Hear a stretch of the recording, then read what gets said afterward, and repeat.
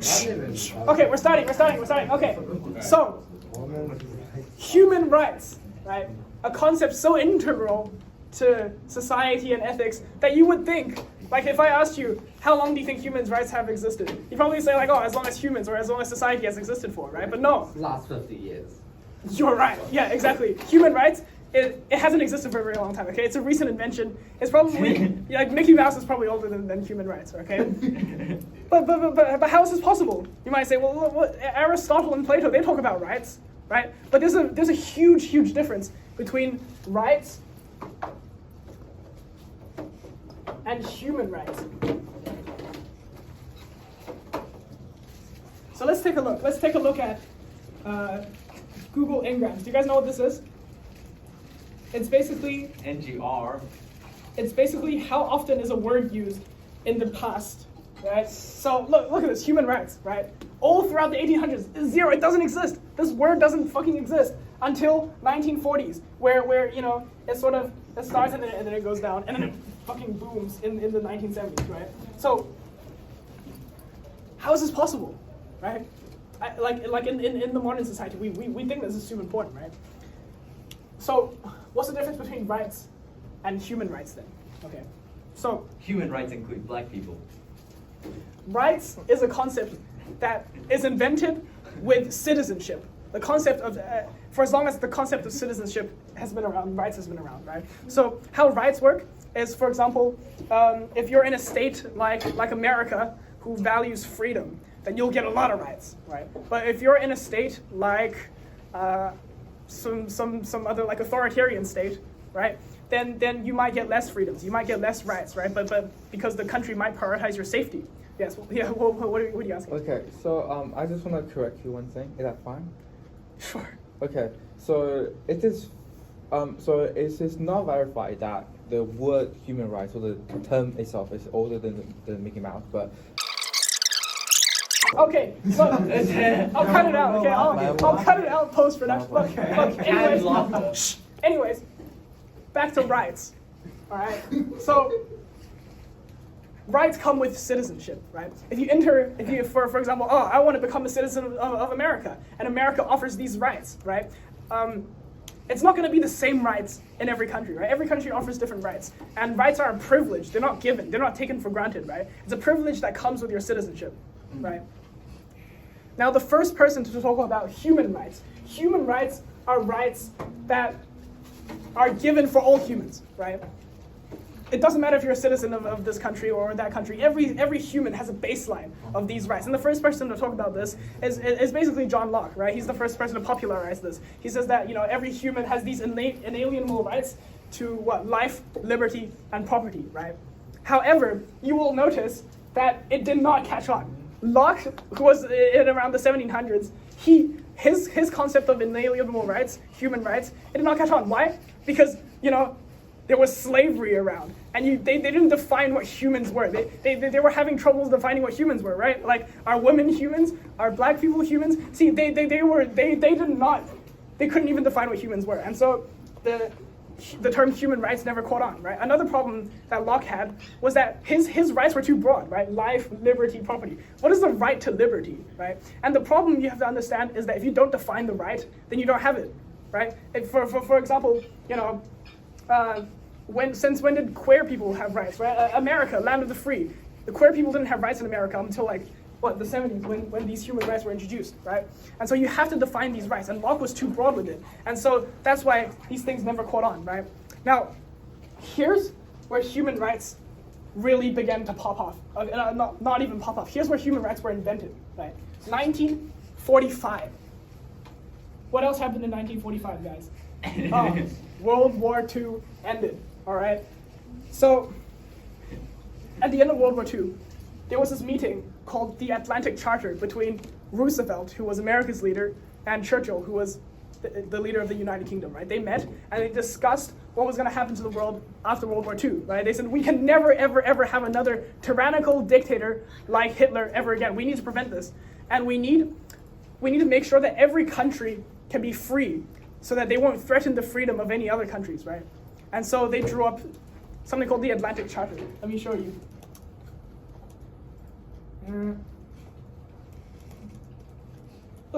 Franklin D. Roosevelt and Winston Churchill. It basically says that everybody has these 4 rights, right? Defined 4 rights. The right to religion, right? The freedom of believing anything. The freedom of press and speech. The freedom to not be wanted by some other nation, right? And what's the last one? Freedom of food. Probably, yes. So there's these 4 rights, right? And then a few years later, in 1948, the United Nations, they signed the Declaration of Independence, right? Which added a whole list of rights, maybe 30 or something of them, right? And then here they are. These are the full list of rights in 1948 that every single human theoretically has under international law, right? It's a lot of them. Pretty cool. No one has right? the right to torture. Pretty cool, you. but let's think about 1940s, right? The momentum did not catch on, right? It existed for a while, and then it just kind of died out. Why? Because as soon as World War II ended, America got itself into a huge mess supporting a bunch of dictators violating human rights everywhere, right? Like Korea, and more famously Vietnam, right? The Vietnam War was broadcasted live to audiences back in America, while American soldiers were shooting innocent citizens, right? And so America would be a pretty hypocritical country if it were to support human rights in that period, right? But here's where human rights really took off. 1970s, right? What happened in the 1970s? Gay people.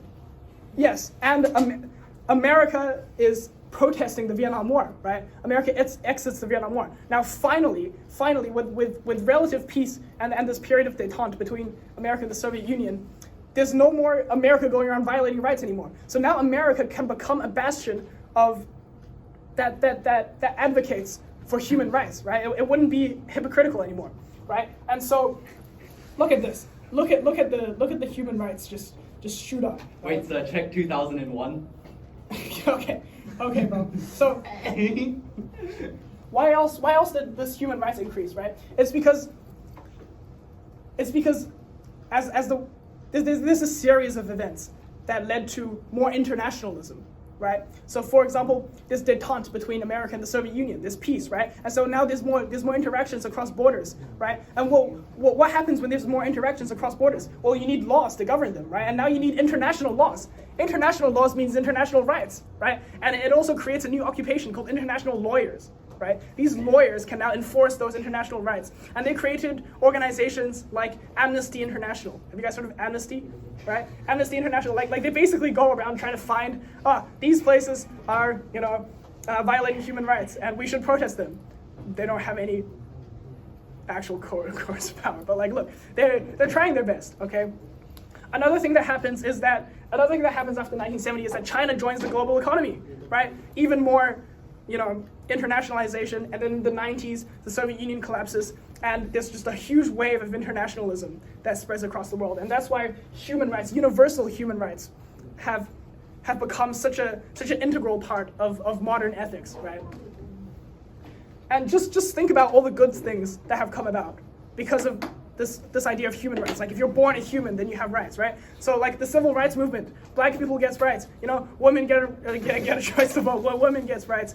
Queer people, they get their rights. There's a decrease in discrimination against Asians. All of these are great things that came about because of the period of internationalization and the increase in human rights, right? But as you'll see, there's a bit of an ominous backsliding here at the end, right? That's because of fascism. Okay, guys, Not 9/11. Yeah, sure. Okay, wait, hang on. This happens to coincide with 2001. Let's go lowercase. Okay, look, basically, right? Oh. Here, 2020s, all right?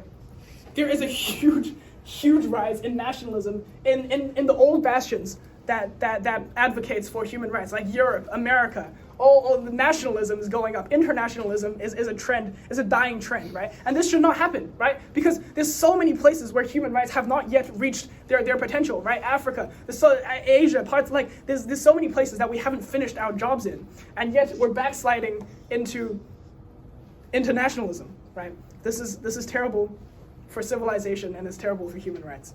Yeah. Can you check for case insensitive trend so we can see a better comparison? The case sensitive trend? Case insensitive. Case insensitive. Is case insensitive. No, it's not case insensitive right now. Yeah, right now it's case insensitive. Ooh, what does that mean? Yeah, right here. So. Oh, okay. But, well, you see the same trend, right? You get a little blip after 1940 because that's where it's invented. Doesn't catch on because America keeps violating human rights everywhere. And then they stop, and then it skyrockets, right? So yeah, that's the history of human rights. It wasn't invented in, Greece. It was invented in 1940s, right? Yeah. So why in the 1830s there were people talking about human rights? Like, can you briefly explain what happened over there? Yeah. This. I told you, it existed as a philosophy under John Locke, right? But look at this. This is 0.000. It doesn't exist, right? It basically doesn't exist up until this point, Okay. right? Yeah. Yep. No, it's the date of the emancipation, 65. 1865. Yeah, Oh, so the Civil okay, War. Okay. Yeah, so it would have been used there. So that's only in America. The rest of the world would not have cared. Yeah. The rest of the world would not have cared, right? So human rights really popped off because of this wave of internationalism. Okay, guys. Yep.